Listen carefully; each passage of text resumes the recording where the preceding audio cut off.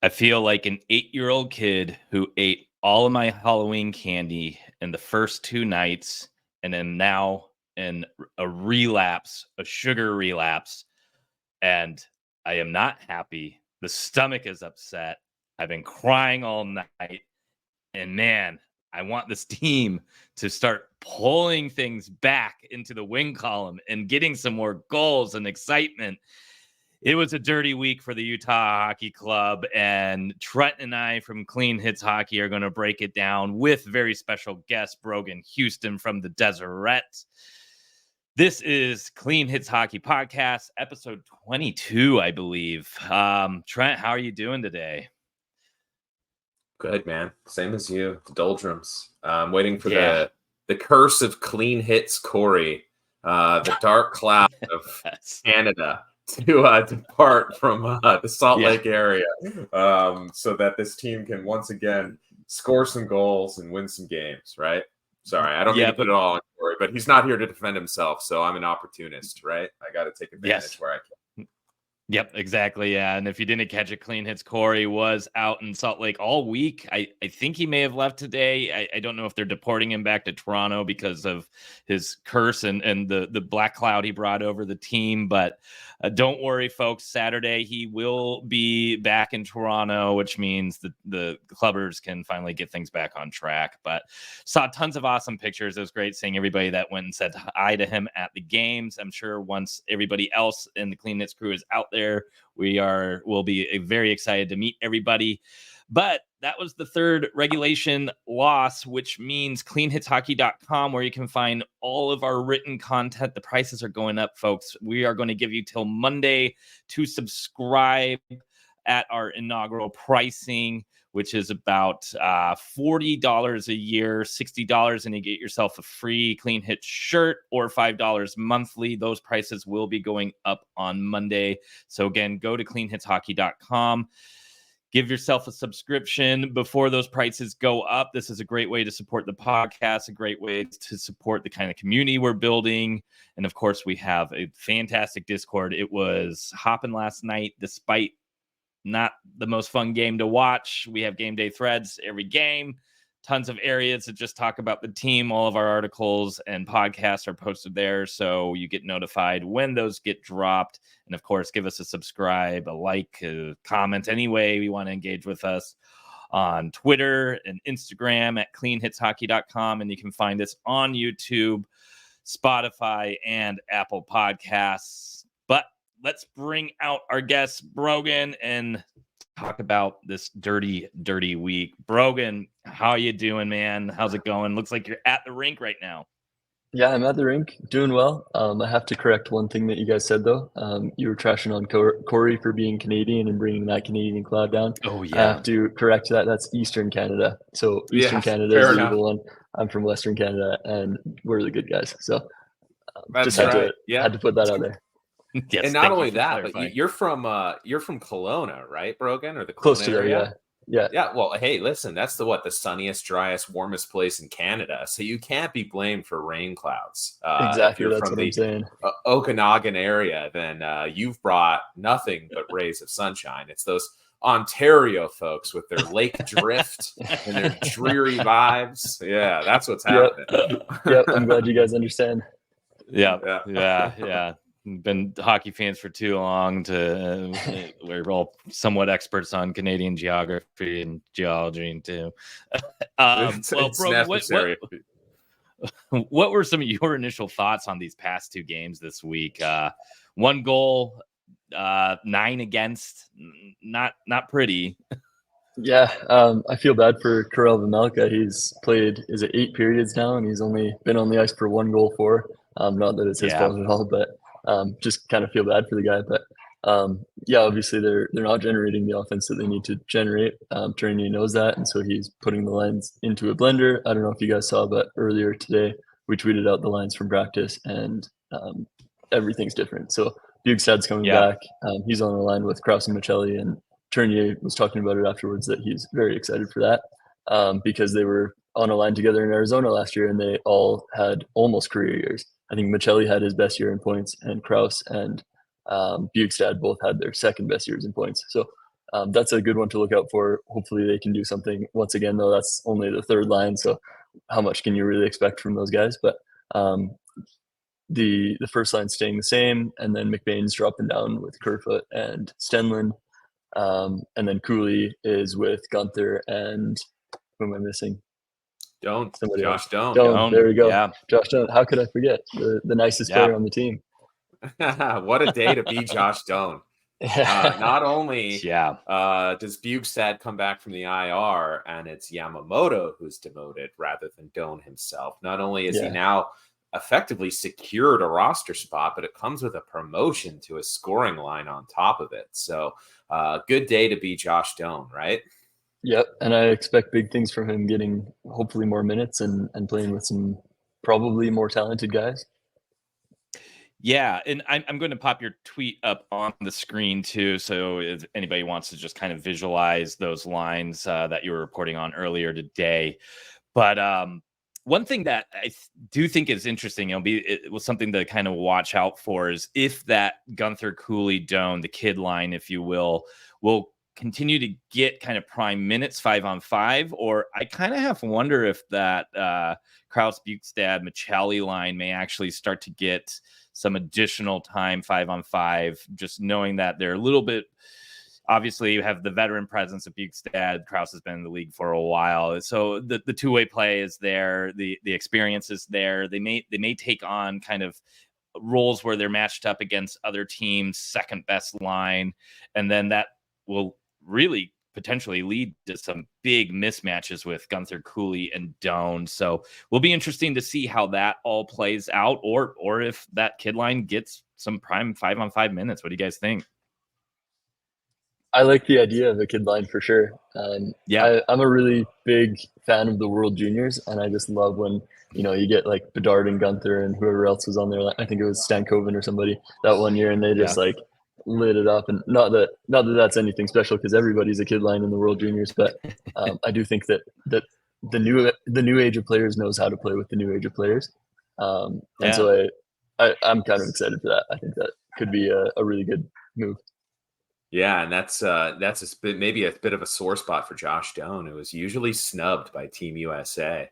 In fact, his snub one year made Brad and I Slovakia supporters. We were so disgusted that Doan was snubbed that we bought Slovakian hockey shirts and went to the hockey bar up the rink, up the road at the rink, and we're cheering on Slovakia in protest. You'll have to get your Josh Doan's rough treatment. Yeah, you'll have to get Team Canada TJ Gimlet jerseys this year. I'm sure he'll be on the team. Ooh, can't get there with Canada, Brogan. I can't do it, man. That's why we chose Slovakia. It was a safe, it was a safe alternative. We can't go right neutral to the rival, but neutral, exactly. I feel that. I live in the US now, but I could still never wear a Team USA jersey. That's for sure. Fair enough. Exactly. That's just one step too far. There's protest, and then there's just like insanity, right? Yeah. That's just one step too far.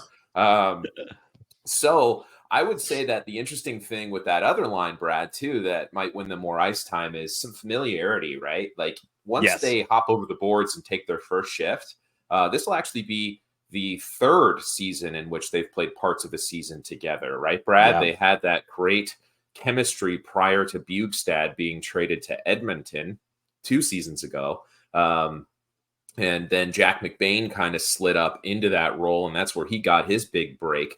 Was with those guys, and then Bjugstad came back and pushed him right out of there again, and everybody had a great season last season on that line, to your point, Brogan, what Tyranny had said. So maybe they can capture that lightning in a bottle again, that old familiarity. It seems like the team needs to cling to some kind of security because they're kind of scrambling at the moment, and they seem to be without answers. So that might come in the form of Nick Bjugstad and that comfortable line with Krause and Michelli once again, hopefully.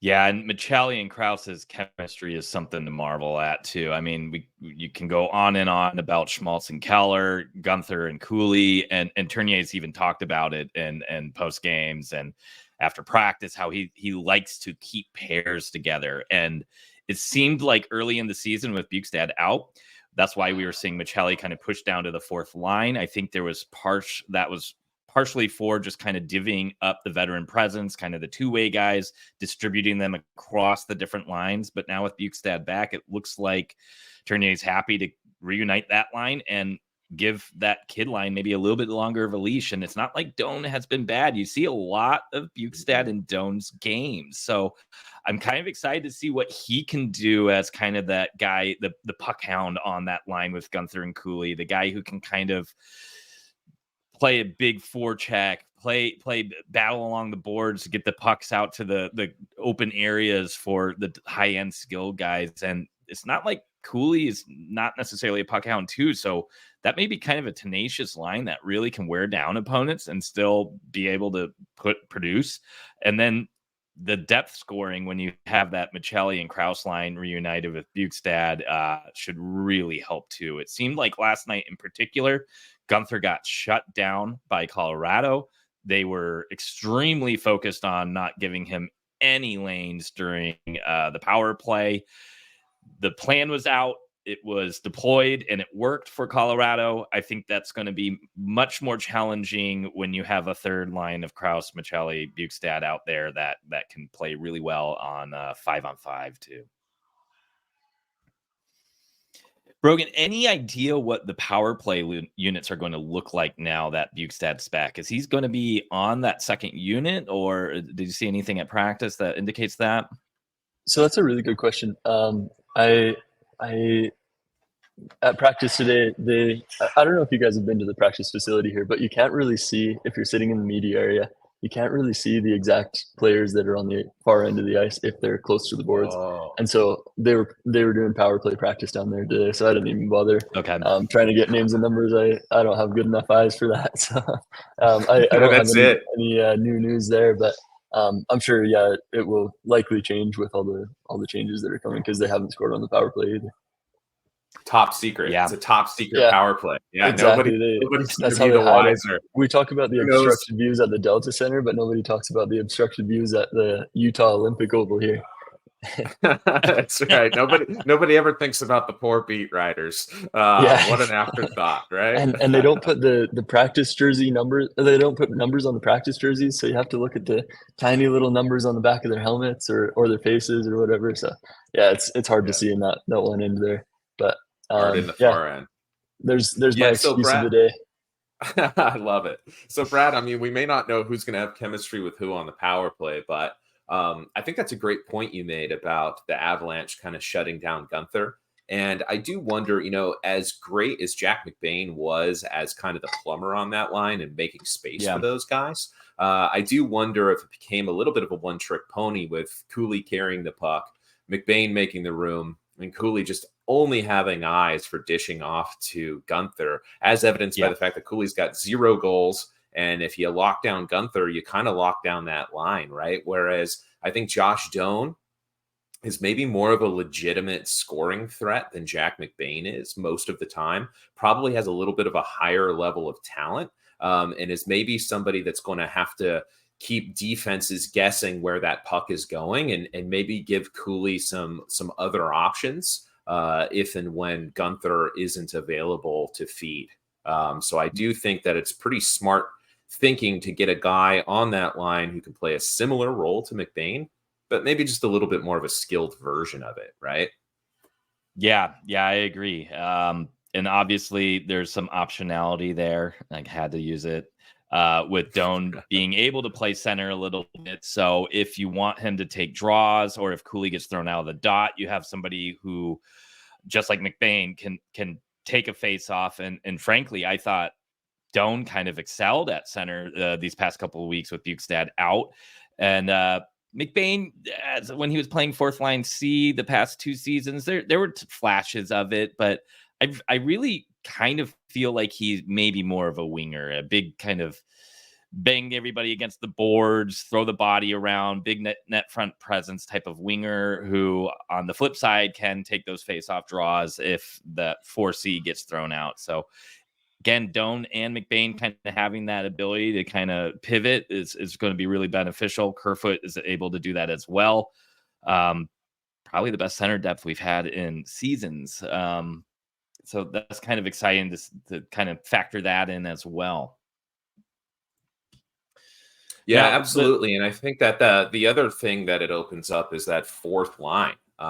There's been some kind of like miscasting a little bit from what you want in a prototypical fourth line. I think that if your fourth line has Kyler Yamamoto and Matthias Michelli on it, it's not exactly your big bruising, checking, shutdown fourth line. But I think now that it has the ultimate Swiss Army knife, Alex Kerfoot, who's just a hockey genius and is always perfect positionally, always where he needs to be defensively into breakup plays. And then you have Stenlund and McBain, who are those prototypical monsters on the fourth line, especially in McBain, who's playing wing and kind of turn his brain off a little bit, let Stenlund and Kerfoot do the thinking, and he can just go out there and bang bodies and skate in straight lines and just be a menace. I think we have some potential to see a little bit more pushback and a little bit more grit out of that fourth line than we have the last couple of games, when there's been some more smaller, maybe more offensively inclined players on the fourth line, right? I like your description of Jack McBain. That's exactly what he's good at, is that kind of that table hockey. Like he'll score, but he's not going to score these like nice coast to coast goals or anything like that. He's going to score these greasy like rebound goals. He's going to hit people. He's going to fight every now and then. I like that description. That's he's a hockey player's hockey player is really what he is. Yeah, 100%. And he just looks like a hockey player from the 70s or something. Every time I see the guy, I expect him to pull out a cigarette. You know what I mean? Yeah. A real throwback. So the thing that really threw me off is when I saw on his Hockey DB page that his birthday is 3 weeks before mine of the same year. And I'm thinking, how is this 35-year-old kid the same age as me? Like, he's not 35, he's 24. But, exactly. He looks like he's 35. Like he's just big and strong, and he's a beast. Yeah, he definitely looks like he should be like turning a wrench for a living rather than firing pucks. You know what I mean? Yeah. He's definitely got a blue collar look about him for sure. Not to sidetrack it too much, but Evan Bouchard still always mystified me with just how older he looks. He just looks like a classic, like, guy from a sitcom from the 70s, like the dad in a sitcom from way back when, and I think he's only like 24. I think he's same draft year as Barrett Hayton.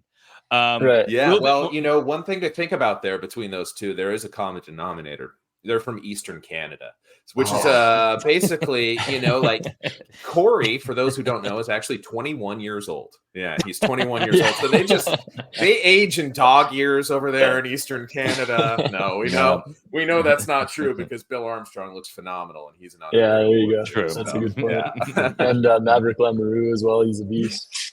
Yeah, that's true. Also Eastern Canada. Yeah.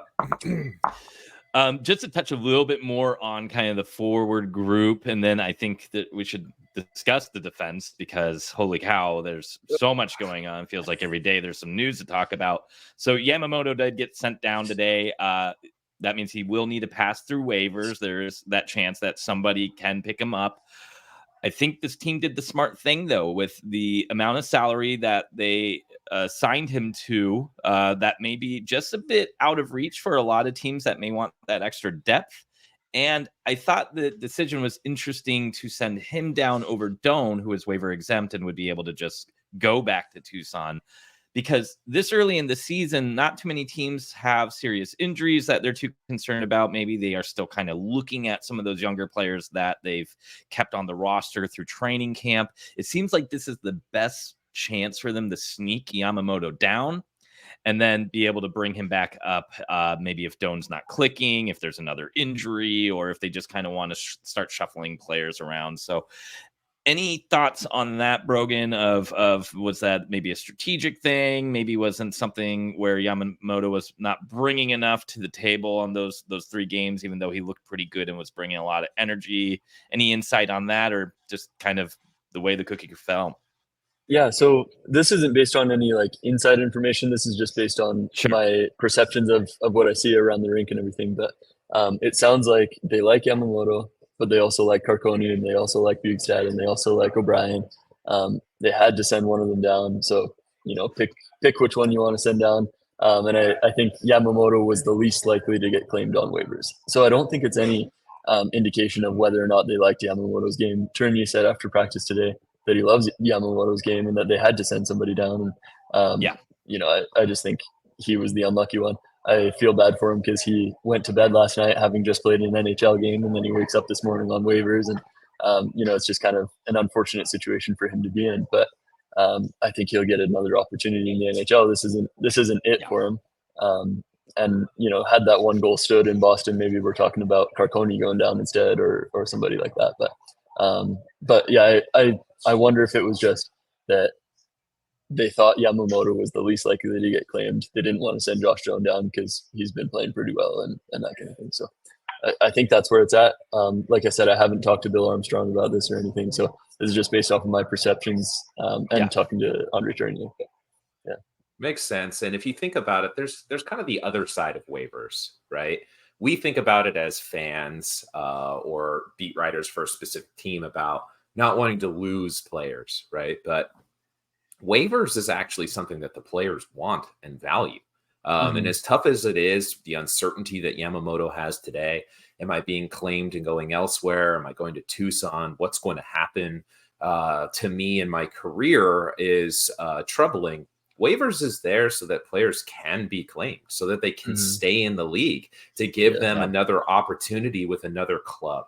So I think there may be some part of that decision-making at play here, and maybe not in a specific situation, but oftentimes clubs do waive players to give them a chance with somebody else, especially a guy like Yamamoto, who's a veteran, who's been at this grind for a long time and works hard. If he does get picked up, it'll be sad to see him go, but I think we can also be grateful that he's getting another crack to stay in the league rather than going back down to the AHL, where I'm sure he doesn't want to be, regardless of which franchise owns his rights.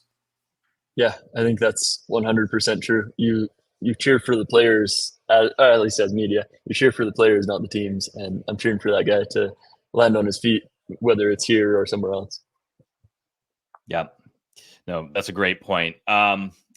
One last bit about forwards, and this one's more about a prospect, but Brogan, for the Deseret, you kind of reposted your article on Owen Allard. The team just signed him to an entry-level deal.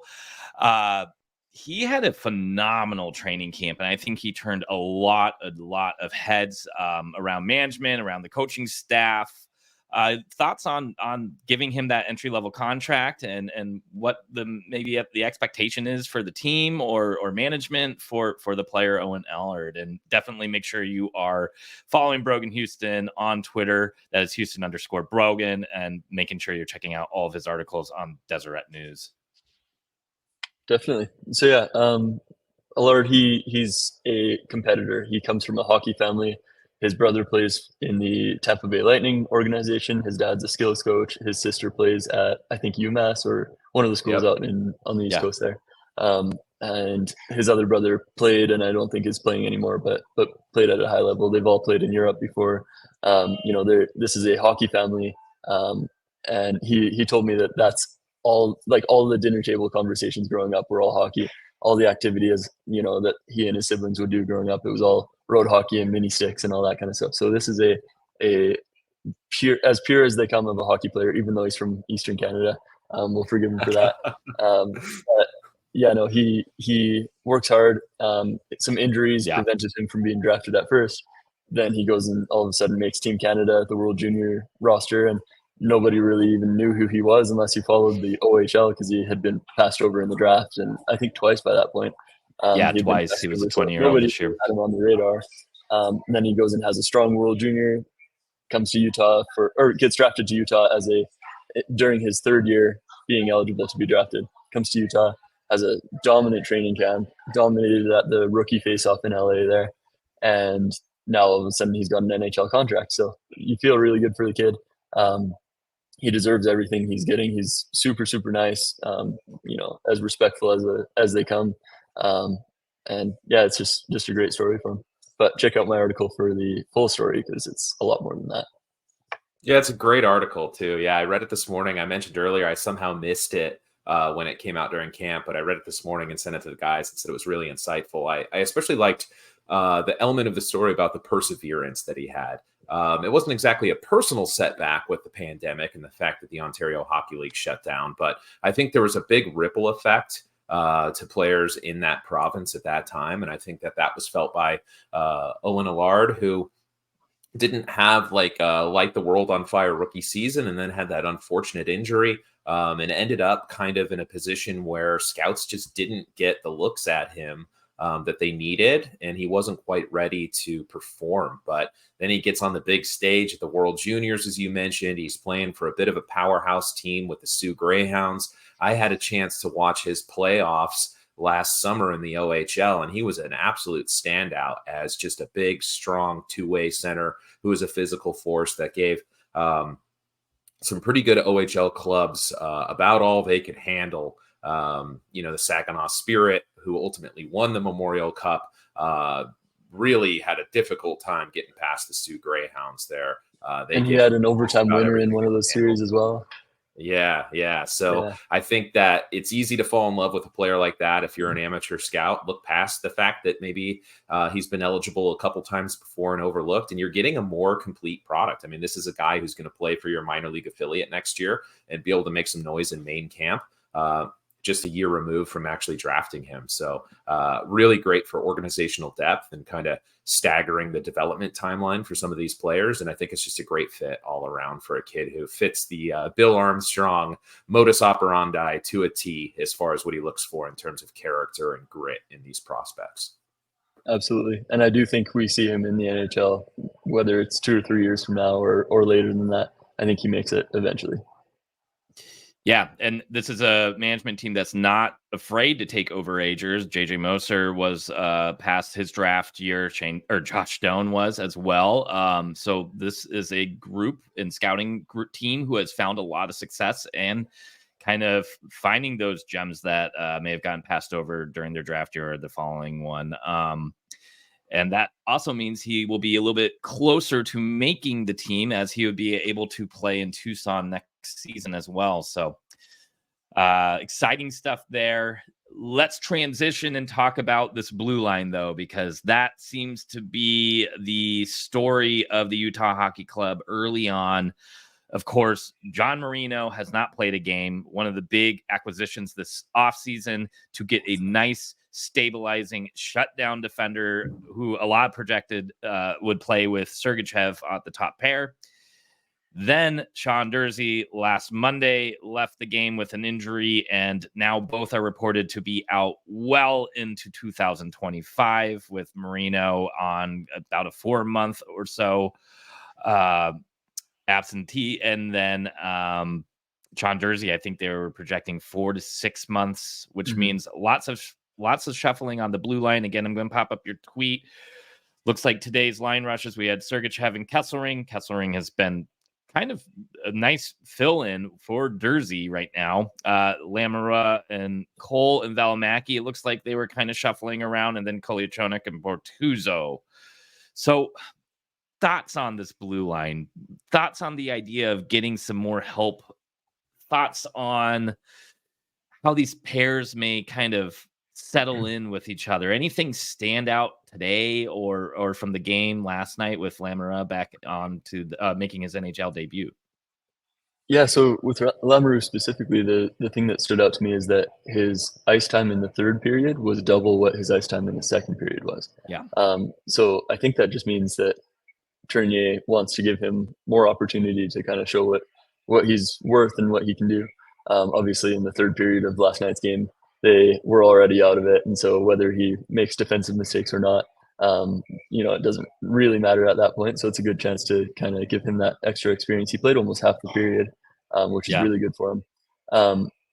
And despite all that, he wasn't on the ice for an Avalanche goal. He was on the ice for the one Utah goal. Not that plus minus really means all that much, but if the other team doesn't score while you're on the ice, that's a good thing for a defenseman.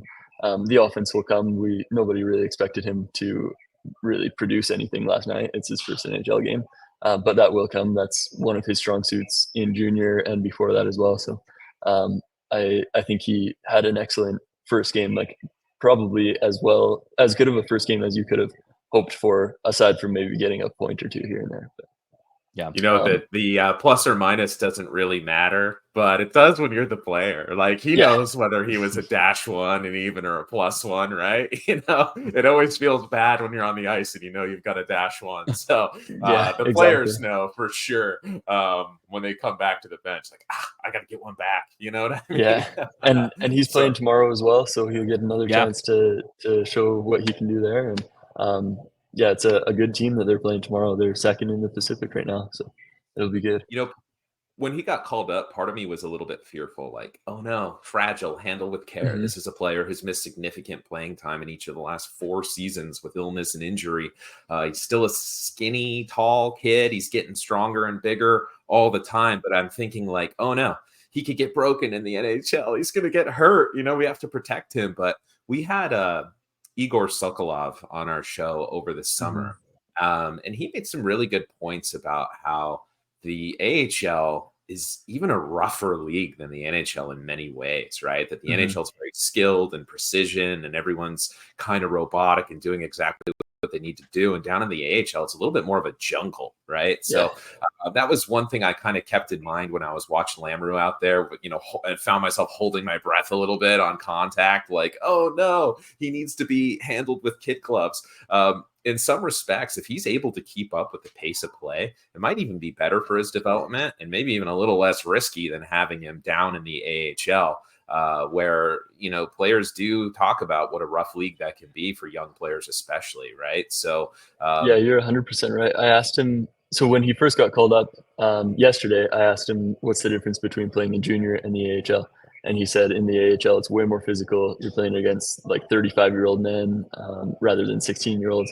And he said that was the big difference. Then after the game yesterday, I asked him, what's the difference between playing in the AHL and the NHL? And he didn't even mention the physicality. It was all skill. It was all the speed. It was all, you know, the finesse, all that kind of stuff. So I think you're exactly right. I think the NHL is the skill league, and he's probably safer from injury here than he would be in the AHL. That being said, he did say that his injuries aren't at risk of recurring. I don't know if maybe that's just a naive teenager saying whatever he's saying, but he doesn't feel like he's at risk of re-injuring his shoulders at all. Well, that's exactly the mindset you want him to have, right? Because guarding shoulders, if he's guarding any injury, that's when you're more likely to get injured than any other time, is when you're preoccupied with your health and not just your play on the ice. So that's definitely good to hear. And man, you wouldn't know that he's missed so much time given his play on the ice. It's crazy how much development time he's missed, but one thing we forget is development happens on and off the ice. So maybe getting in fewer games is giving him more opportunities to work on skills or off-ice conditioning or some of these other things. This may be one of those deals where it's kind of a blessing in disguise that his game count was more like that of an NCAA player than a major junior player. Maybe that's just what the doctor ordered in some strange way, because he looks great, right, Brogan?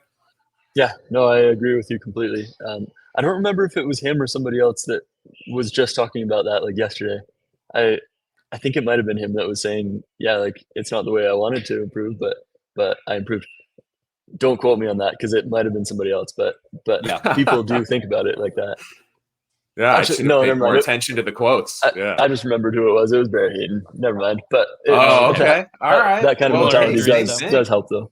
Yeah. Yeah. Same thing with Barrett Hayton, because when before he'd missed all that significant time when he was a younger player in the league, he spent most of every game laying on the ice, picking himself up, right? And now he's a monster out there. He's like a Clydesdale out there. So again, off ice with him kind of helped improve things in some strange way where development happens on and off the ice, and it's hard to remember that at times. But we're seeing it with Hayton, we're seeing it with Lamoureux. Yeah, and one facet about this blue line right now, though, that I find really fascinating is it went from on paper having a lot of vets: Sergachev, Moreno, Ian Cole, Bortuzzo down there. Yep, and all of a sudden now we're talking about Kesselring, Lamoureux, Kolyachonok, all on. I mean, half the blue line, and Valimaki is kind of the tweener in between being more in that vet area of years played and not still being a little bit fresh to the NHL.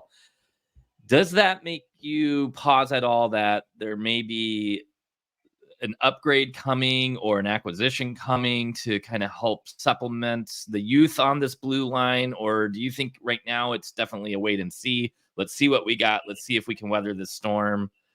Mm-hmm. Especially I think after the way this week has gone. Do you think that changes any of the perception on this? I think it's still kind of a wait and see. What they don't want to do is mortgage the future for the present if they're not in a position where they could win the Stanley Cup. So they're not going to go out and acquire another, top 4 defenseman if it's going to cost him a first round pick. One of my buddies yesterday was asking me if he's a Flames fan, and he was asking me if they would give up TJ Ginla for Rasmus Anderson. I was like, no. I told him what I told him is Bill would rather give up his firstborn child than give up TJ Ginla at this point. And, I don't think they're looking to make any sort of move like that. I think maybe they do go and add somebody. It's not going to be mortgaging the future for somebody like Rasmus Anderson, though. Watch, I'm going to say this, and he's going to go and make the trade 10 minutes from now. You can probably hear me from his office right now. So. Yeah. Well, here's the deal. I think Bill Armstrong's firstborn son is a collegiate player. So if we can sign him as a free agent, maybe the Flames would be interested in a deal for Bill Armstrong's kid for Rasmus Anderson. That's a pretty good idea. Maybe he will literally trade his firstborn son for Rasmus Anderson. Yeah. Unfortunately, I don't think his son holds that kind of trade value. Yeah. And I think to your point, Brogan, that's not the kind of trade value I would expect them to put down, because you don't really know what you need yet, right? Rasmus Anderson is a huge commitment for a long period of time with a huge acquisition cost. And are those assets best spent on that player? We don't really know, because we haven't seen what the blue line looks like with John Marino and Sean Durzi healthy and Mikhail Sergachev acclimated to the team. And then what Michael Kesselring looks like in a lesser role. And, before you know it, if everybody's healthy, is there even room? And do you create a log jam? And that's definitely not something you want to trade first and second round picks and top prospects for a question mark like that. So that makes total sense to me. I think it's you're right on track with your feedback to your Flames fan buddy, I think. So perfect. Yeah. Yeah, and we haven't even seen this blue line that Bill constructed play a single game together yet. So more to the point of, if there's an upgrade coming or help coming, you got to think that there's not going to be much term on that. And let's think about this. We put 2 seconds out for Marino, a former first round pick, 12th overall or 11th overall. I always get that confused with Geeky. 11th, but the top 12 pick, essentially. Yeah. Another second rounder in JJ Moser, who was an early second rounder, and a second pick on top of that. So when you're thinking about a second rounder for Sean Durzi too. Yeah. The season before, the summer before. Yes, that's right. So when you're thinking about assets already out of the vault, if you will, we have already spent a lot on the blue line. So yeah, as much as Rasmus Anderson would be wonderful, what are you talking about to acquire him? And right now the Flames are playing well, so I don't think they're really in the area to want to move players to begin with. So well, it'll be interesting. There's been some names float around, Provorov kind of being one of them, and that with the fact that he doesn't have another year on term, he could easily be moved again at the deadline. So I think a player more in that realm is probably what will or may happen, if anything. I mean, there's always the chance that this blue line starts to kind of click and they just go for it.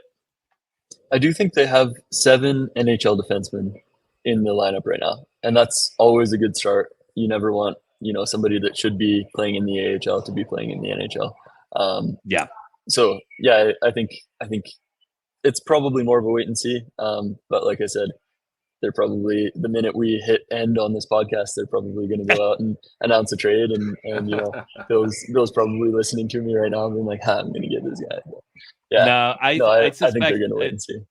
I looked ahead at the schedule. There's winnable games here. We have the Kings and Sharks and the Flames all coming up, and Vegas, who has kind of struggled with goaltending a little bit. So I think this is going to be that test. If they can come out of this week or so, around 500 on the wins versus losses or point percentages, I think maybe they'll try to continue to weather the storm. I think if it's lower than that, that's maybe when the talks really get picked up. But Brogan, thanks so much for joining us again. It's always wonderful having you here, and definitely make sure you are following him on Twitter and X as Houston_Brogan, and find all of his pieces on the Deseret News. Again, fantastic job on that Owen Allard one. We missed it this offseason, but was really fun to read it this morning with all that news as well. But you're welcome on the show anytime, and we hope to have you here soon. Okay, sounds good. Thanks for having me again. Thanks, Brogan. All right, see you, Brogan.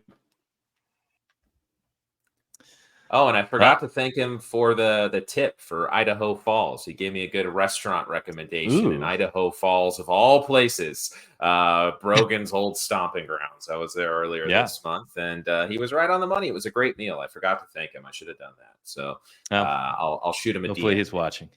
There you go. Yeah.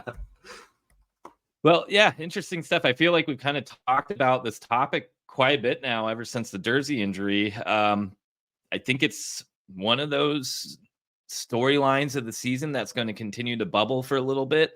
Really exciting to see how Mav Lamb does in the second NHL game. I think we need a big bounce back from Kolyachonok. I think Kesselring can tighten some screws up a little bit. He was getting a little bit wrangly out there, I thought, last night in a game where we really needed to focus on being a little bit more conservative defensively. I know Tournier's system can be very aggressive, though, so maybe that is part of that type of play style, and having Sergachev there to babysit you definitely allows you to get a little bit looser with your offensive pinches, if you will. But big game tomorrow against the Kings. I think that is going to be definitely a measuring point of where we're at with kind of this current iteration of the roster. Bjugstad coming back should definitely help. I think the depth scoring has been lacking right now. I think that piece in place really starts to kind of allow things to settle in a little bit more on the forward group. Yeah, I totally agree. I think it'll be an interesting measuring stick. I think a lot will be defined by whether they kind of pull themselves up by their bootstraps and answer the bell against this LA team, or if they continue to kind of flounder and grasp at straws as they're dealing with significant injury adversity. And I think that'll answer that big question about whether help comes from within or help comes from without. And I think that Bill Armstrong's going to be keeping a keen eye on all of that as well. Yep, I definitely agree. And we'll definitely be reporting and writing about anything we hear on the trade front. I think we have some more pieces coming out. Corey already wrote his piece on Timothy Liljegren from the Toronto Maple Leafs as being a potential fit. Now with that LeBron piece about Provorov being a name that's being thrown around, we may have to kind of dive into that on cleanhitshockey.com. Trent, you just released a big prospect primer on the AHL prospects on cleanhitshockey.com. I think your next piece is going to be CHL, correct? That's right. Yeah, I did the AHL just in time for Maverick Lambert to get called up and ruin the whole thing. Yeah. So just my luck. Yeah. I was going to do CHL next, and I'll cover guys like Tija Ginla, Cole Baudouin, Thomas Lavoie, Owen Allard, and others in the CHL as well. Yeah. So Goldsmith, that's the other one I was going to cover as well. Nice. Yeah. And then are you going to go become Mr. International and start talking about some of our KHL guys and everybody else across the globe? That's it. Yeah. So I think we're in a position where we don't have a whole lot of guys in Northern Europe developing. Most teams do. We don't. We have Samu Bao, and that's about it over there. It's mostly in Russia and all in the KHL. Very few guys in the MHL. So I'll probably do a focused article on the KHL prospects, the top 5 that are over there: Vadim Miraz, Daniil But, Dmitry Simashev, that group.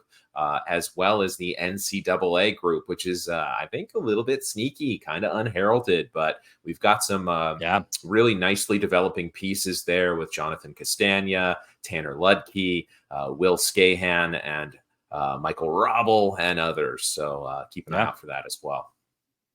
Yeah, awesome. And of course, you can catch all of our written work at cleanhitshockey.com. Again, those prices are going to be moving up come Monday. So this is kind of your last chance to get a year-long subscription. That is not season-long. That is a full annual subscription to the Clean Hits Substack at cleanhitshockey.com. Of course, you can find us on Instagram, Twitter, YouTube, Spotify, Apple Podcasts, and of course our Discord, which you can find the link in our Twitter account and on all of our articles. Come join. We're having a lot of fun there. We got a strong community there, and we all can't wait to get up in Corey and see some games live. Hopefully we see a lot more goals than Corey did and meet everybody in person.